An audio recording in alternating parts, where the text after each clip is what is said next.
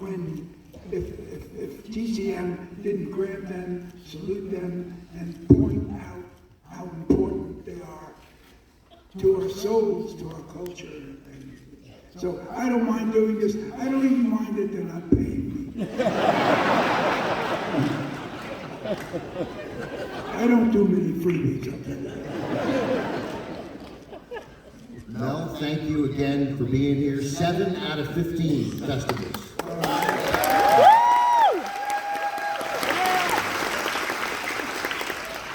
Ben Mankiewicz from the illustrious Mankiewiczes. Joe Mankiewicz, Cleopatra. Cleopatra gave us Century City. I had to sell the back lot. Thank God for Cleopatra. It's a great mall in Century City. It's a high-quality mall. You have my family to thank. So, back before Spaceballs, 13 years before Spaceballs, when you made Blazing Saddles.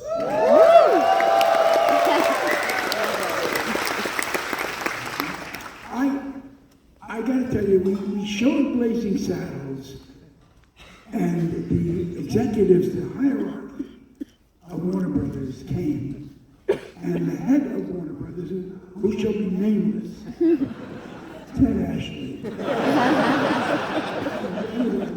grabbed me by the collar, threw me in the manager's office. He said, "Take some notes." And he gave me notes. You can't hit an old lady, okay? You can't punch a horse no matter what. Okay. You can't say the N-word. Oh. I gotta relate that to one of our writers. You know, he wouldn't like that. Anyway, he gave me so many notes, so many cuts, that if I listened to him studiously, took every single cut and made the cuts, I would have had a 10-minute movie. But anyway, as soon as it was released, the first or second week, I don't know, third or fourth week, it began making so much money that he took credit for it. He took credit for the movie, never made another cut. When you made questionable taste, he really is good. Questionable taste is good. When you made it, did you have any clue that you were beginning this new genre? That you were going to be making these parodies, these spoofs? I didn't. It was the first one, really. I mean, the producers was a real star. I worked for a guy who, he's a sweetheart of a guy, and he used to get old plays that he could get for nothing and put them on the road, and he'd send me on the road to open them. And he was an amazing guy, and it was a thrill. I was like Leo Bloom. I said, my God, Jesus, beautiful girls, and look, they're dressing better, you know. It was so thrilling to be part of show business. The only thing that worked for me in show business, I knew I could get into show business. I knew it. Because nobody could make a cat sound like I could. If they needed a cat, they had to call me. Nobody.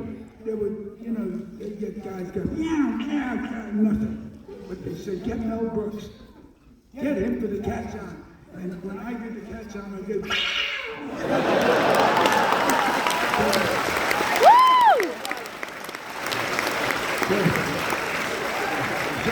I knew it could be somehow small part of show business making that sound.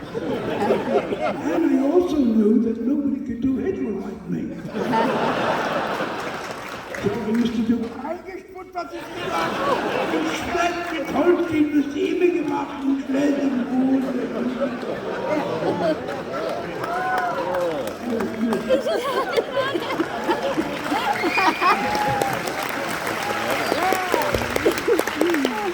I graduated from that stuff. And finally, when I worked in the mountains, I was a busboy. and I would work the sour cream station. It was a very big aluminum, gigantic bowl filled with sour cream. And I would get it. I'd make my way out to the dining room and put it down. And by the time I turned around, I said, "No, yeah, it's still." He loves sour cream. And I was very lucky that somebody, I was an extra in the Dramatic Society, and somebody stepped in a gopher hole and turned their leg, and so they gave me his part that night on stage. Uncle Harry was the name of a play we were doing, an English play. So I'm a district attorney. First they said he's too young. He looks too young. So they made me up. They gave me lines. They put a towel in my. I said it's not Quasimodo. It's a district attorney. Anyway, so I became a DA, and here's what happened. Oh, geez. This is true. This is terrible.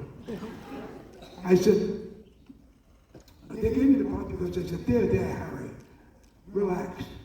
Have some water and tell me in your own words exactly what happened on the night of February the 16th.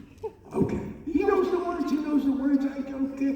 Make him get him. He knows the words. Okay. So they gave me the part. Uncle Harry.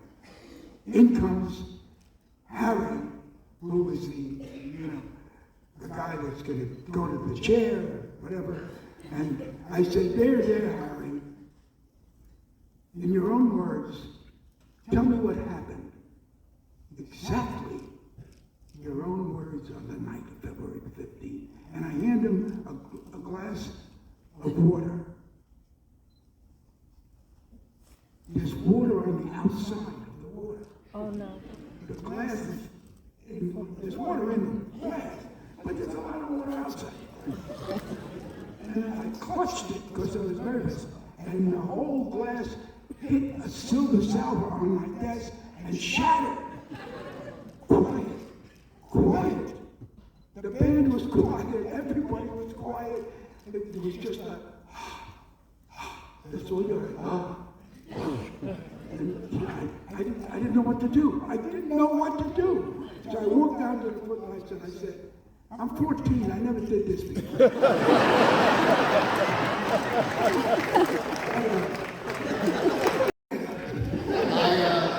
I couldn't figure out what you were looking for in your pocket, and then of course it turns out it's Hitler's mustache.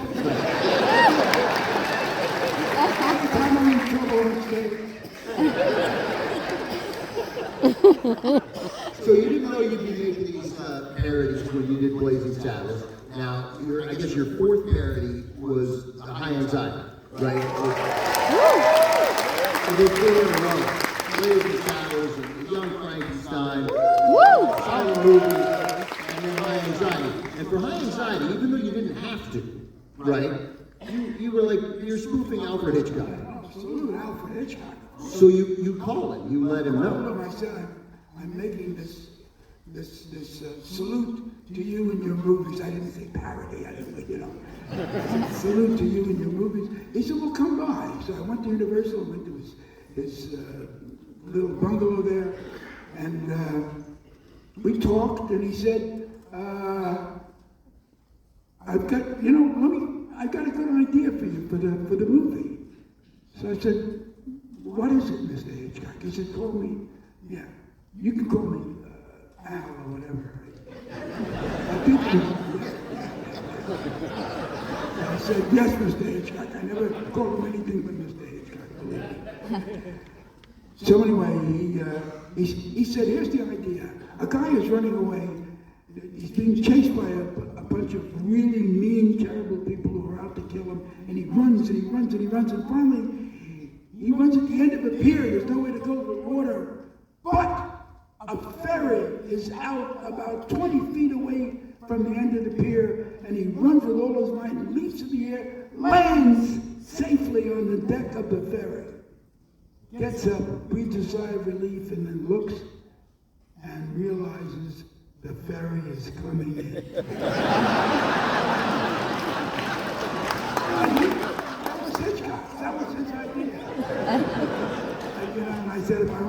another $36,000, whatever. He would have made it. He was a great guy, and he loved my movies. He was really a sweetheart. We went to dinner. He said, I want, butterfly shrimp. I remember butterfly. I said, butterfly and the shrimp. I wasn't sure what it was. And then he had I think it was asparagus. Yeah, butterfly shrimp, asparagus, soup, a thick steak, baked potato filled with sour cream. and I had a grilled cheese sandwich. I figured he was paying. I didn't want to go over. So anyway, we finished, and he passed his lips. He takes out a cigar case. He takes out a cigar. He puts it back, closes it. And he says, George, I guess that was the head waiter. He says, George, I'm still a bit peckish. Would you do it again? And I said, is he crazy? Does he mean do it again? Am I going to see soup and salad? Right there, butterfly shrimp, there was the soup, there was the thing. But he didn't have 2 bowls of ice cream, which he had originally. But he ate it all, and then he took out the cigar. And I said to myself, he's made some of the greatest movies. He may be the greatest director that ever lived, but nobody could eat like that man. That was really amazing. He's an amazing guy. So it was very kind of you, thoughtful of you to reach out to Hitchcock even though you had to. But before you made Spaceballs, which was waiting for the poor Ben. He's sitting there. I said, I wonder when this guy's going to finish what he's got. They don't care. Trust me, they don't care. You had to reach out because you're parodying Star Wars. And many of the characters are very similar. Yeah. So you knew that the George Lucas lawyers might even be able to stop this movie. You didn't want that. So Lucas liked me. He liked my work. He liked my rough draft of the script. And in conferring with his lawyers, he called me and he said, Mel, the only thing you can't do the merchandising. You can't do the dolls. You can't do anything. Okay. And to this day, I haven't. But in case there's another Spaceballs, who knows? I think that's an old contract, you know? And you see somebody that looks like me or Rick Moranis. Love Star Wars? I loved it. I loved the picture. I thought it was unusual. I thought it was incredibly, original. And it was a combination of all the things that I loved, like Ivanhoe when I was a kid, and Robin Hood. And it was kind of like a fairy tale, and yet with zaps, a lot of zaps. Instead of arrows, there was zap. And then zap. A lot of that. But it was good. It was a good movie, and its heart was in the right place, And you thought this was right for parody, and you didn't just, as people will see. How many people here have not seen Spaceballs? I'm asking this question. It's amazing how many people haven't seen it. By the way, I want to tell you that you know what?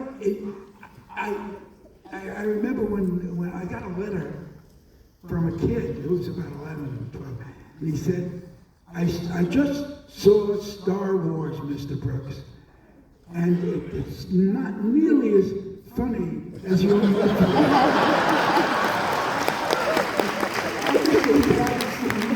Star Wars, it just saw Spaceballs.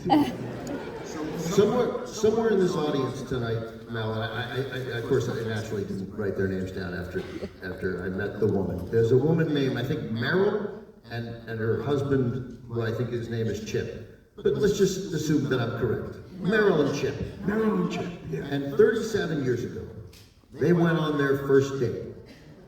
And he took her to the movies. He took her to see a parody of Star Wars called Spaceballs.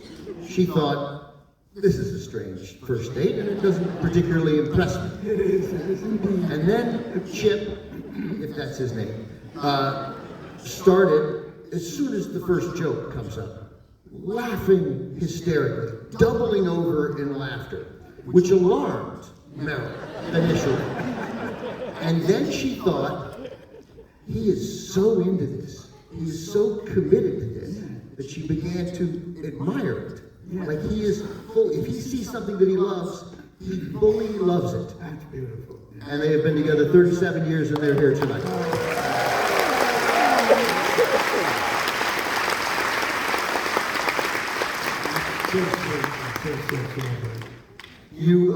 We gotta go, but you also make fun, as people will see, of not just Star Wars. There's a wonderful salute to Alien in this. There's also a salute to, in many ways, the TV show Alice. There is, you got it. You became and are the definitive master of big screen parodies, but all of them, every single one of your parodies, comes from your complete, unabashed, unbridled love of movies. I love movies. Let me tell you one thing that I did that escapes a lot of people, but if they notice it, they go nuts. Madeline Kahn, God bless her.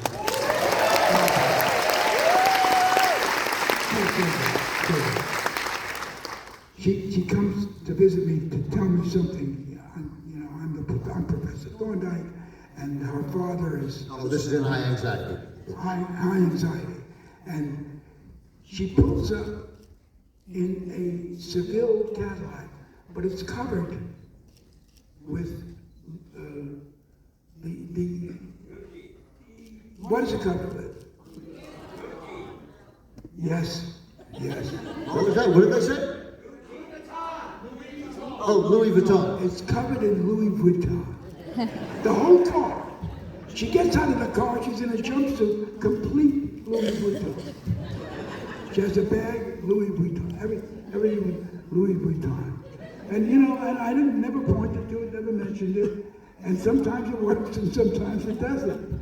But it's insane because of, her dedication to Louis Vuitton. It's amazing. I miss her a lot. Well, I know from all the times that we've spent together how much these movies, the movies that we show on TCM, the movies that these people in this theater love, they formed your outlook on life. They framed your sense of right and wrong. I know how much you love these movies. Yes. And I just want to add how much I'm grateful for everything you've done for me. I love you, and I thank you for showing up here tonight. I love you. My pleasure. Ladies and gentlemen,